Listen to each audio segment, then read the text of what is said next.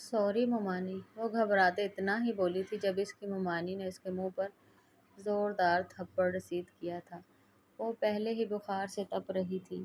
थप्पड़ की ताब ना लाते हुए वो होश खोती ज़मीन पर गिरी थी कि फ़ोन पर मसरूफ़ रेहान हाशमी ने चौंक कर सर उठाया था और पत्थर हो गया था। वो यहाँ लड़की देखने आया था और वो लड़की मोमानी की बेटी थी। वो अमीर कबीर बिजनेस टाइकून बहुत मुश्किल से मोमानी के जाल में फंसा था।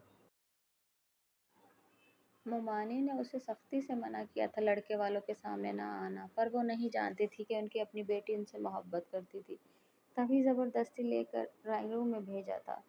और वो चकराते सर की वजह से चाय की ट्रे गिरा चुकी थी। ये क्या कर रही हैं आप? इस मासूम का चेहरा देखते रेहान हाशमी कुर्राया और अगले लम्हे इसे बाहों में उठाए। जल्दी कर और याद रख कि कोई गड़बड़ नहीं होनी चाहिए, इसकी चाची ने गुस्से से कहा। वो जो खौफ से जल्दी जल्दी हाथ चला रही थी, अपनी चाची की बात सुनकर साकित हुई और उनका चेहरा देखने लगी।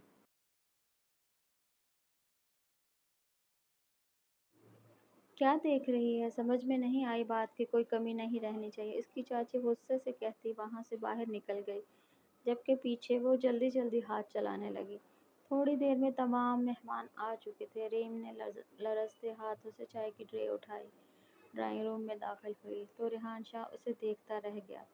वो जो पहले ही भूख की वजह से चकरा रही थी, उसकी नज़रों की तपिश महसूस करते ही लड़खड़ाई तो सारी चाय गजाला बेगम के कपड़ों पर गिरी।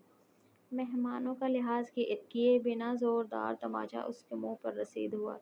मैंने 10 बार समझाया था, बहुत ख़ास मेहमान है, लेकिन तुम तो मेरी बेटी के नसीबों से जलती हो। दफ़ा हो जाओ यहाँ से। गजाला बेगम ने नफ़रत से कहा, मगर वो ज़मीन पर गिरती बेसुध हुई। आंटी, आंटी, इस बेचारी की तो तबीयत ख़राब है। रेहान ने उसे बाहों में भर लिया। इन्हें हॉस्पिटल लेकर जाना होगा। वो इसकी घनी पलकों और किताबी चेहरे से बमुश्किल नज़र हटाए हुए उसे अपनी गाड़ी में लिटाया। भाई, मैं भी साथ चलूँगी, रेहान की बहन वो गाड़ी में बैठते हुए बोली। रेहान ने सर हिलाया तो वो फौरन गाड़ी की पिछली नशिस्त पर बैठ गई। रेहान ने सर हिलाया तो वो फौरन गाड़ी की पिछली नशिस्त पर बैठ गई। रेहान ने गाड़ी की रफ्तार बढ़ा दी थी। आधे घंटे का सफ़र उसने चंद ही मिनटों में तय कर लिया था। जब वो लोग अस्पताल पहुंचे और डॉक्टर ने चेकअप करवाया तो डॉक्टर ने बताया कि पेशेंट हद दर्जा कमज़ोर हो चुकी है और इसे फौरी तवज्जो की ज़रूरत है। रेहान और उसकी बहन फ़ायज़ा वार्ड में आए तो वो बेसुध बेड पर लेटी थी। तुम्हें क्या हुआ है? क्या तुम ठीक हो? रेहान ने इंतहाई फिक्र से पूछा तो उसने बेसनफी में सर हिला दिया।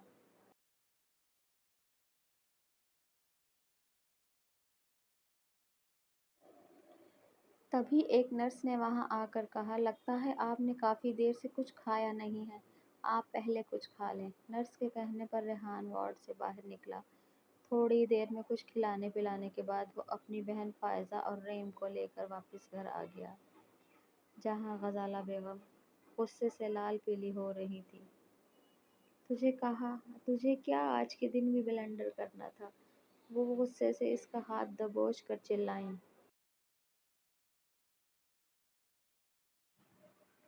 आंटी, ये क्या कर रही हैं आप? इसके हाथ में लगी हुई है। रेहान ने फौरन गजाला बेगम का हाथ झटक दिया। गजाला बेगम ने हैरत और नफरत से उसे देखा। बेटा, तुम नहीं जानते इस जैसी लड़कियों को। ये ड्रामेबाज होती हैं।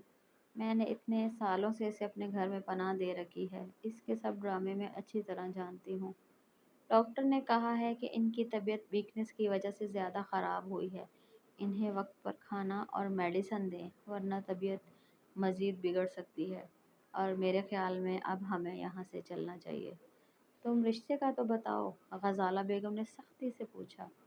रेहान ने एक नज़र रीम पर डाली। हमारी तरफ से रिश्ता पक्का समझे। शादी हम लोग सादगी से करेंगे। मैं कल ही निकाह ख्वाह लेकर आऊँगा। आप लोग रुखसती की तैयारी करें, लेकिन शादी मैं रीम से करूँगा। ये सुनकर सब पर सकता तारी हो गया।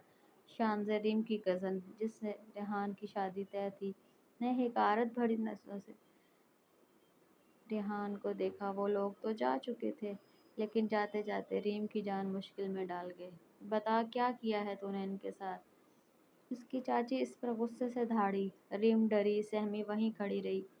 मैंने कुछ नहीं किया चाची। क्या करती हो बेगम? शादी तो करनी थी इसकी, चलो इसी तरीके से। अगर इसका घर बसता है तो बसने दो।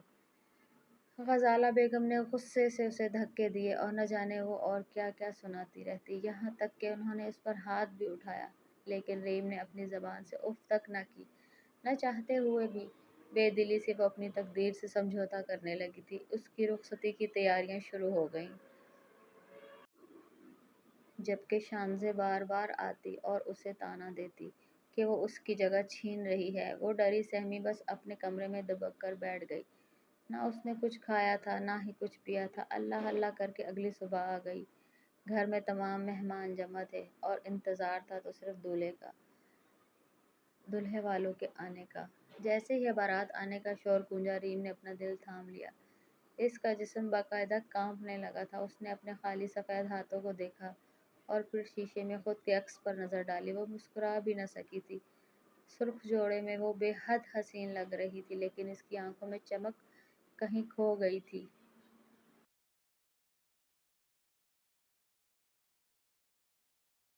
उसकी चाची कमरे में दाखिल हुईं और उसे बाजू से पकड़कर खड़ा किया। चल, दूल्हे वाले आ गए हैं, वो गुस्से से कहती उसे दरवाजे की तरफ ले गईं। जैसे ही कमरे का दरवाज़ा खुला तो उन्होंने नरमी से उसका हाथ ऐसे पकड़ा जैसे इन्हें इससे बेहद मोहब्बत हो। आखिरकार उसे लाकर रेहान के सामने बिठाया गया। जब निकाह ख्वाह ने इजाज़त तलब की तो रेहान ने खामोशी से उसे अपने निकाह में कबूल कर लिया और रीम ने भी कपकपाती आवाज़ में उसे अपना शौहर कबूल कर लिया।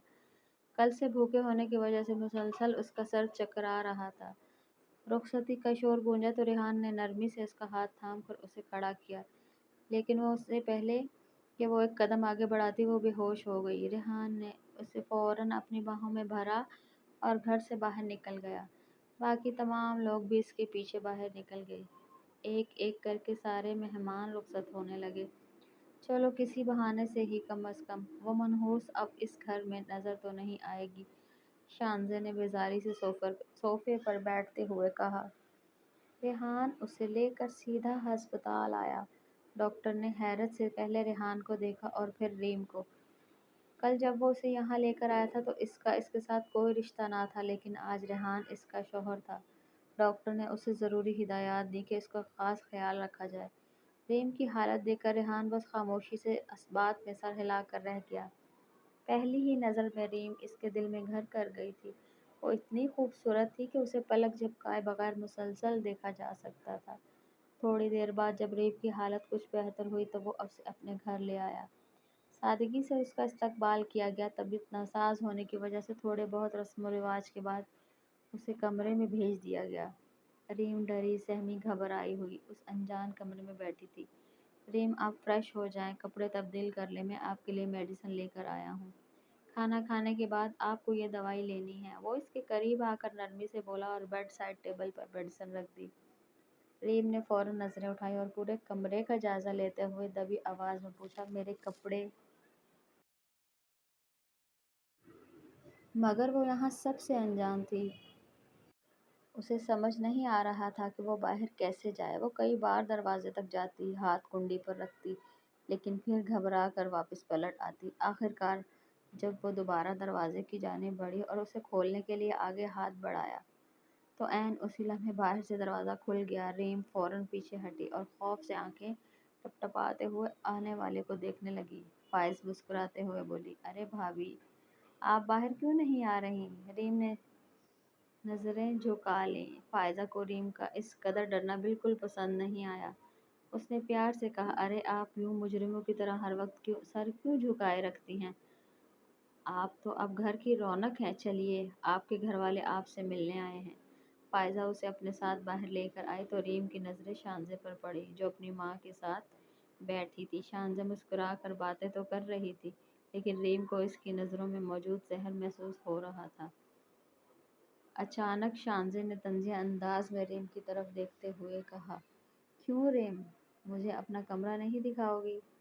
रीम ने चौंक कर शानज़े की तरफ देखा, जिस पर रीम की सास ने فوراً کہا ہاں ہاں ریم، جاؤ اسے اپنا کمرہ دکھا کر لاؤ۔ ریم نے اس بات میں سر ہلایا اور شانزے کو ساتھ لے کر کمرے میں داخل ہوئی۔ کمرے میں قدم رکھتے ہی شانزے نے حقارت سے چاروں طرف نظر دوڑائی اور بولی، تیرے تو نصیب ہی کھل گئے ریم۔ وہ چل کر ریم کے قریب آئی اور تلخ لہجے میں بولی، تم نے آخر ثابت کر ہی دیا نا کہ تم ہمیشہ میری اتری ہوئی چیزیں پہننے کی عادی ہی رہی ہو۔ یہ وہی انسان ہے جس سے میری شادی طے تھی، جس کے ساتھ میری بات چل رہی تھی اور اب وہ تمہارا شوہر ہے۔ تم ہمیشہ میری چھوڑی ہوئی چیزیں ہی تو اپناتی ہو، چاہے وہ پرانے کپڑے ہوں یا میرا چھوڑا ہوا مرد۔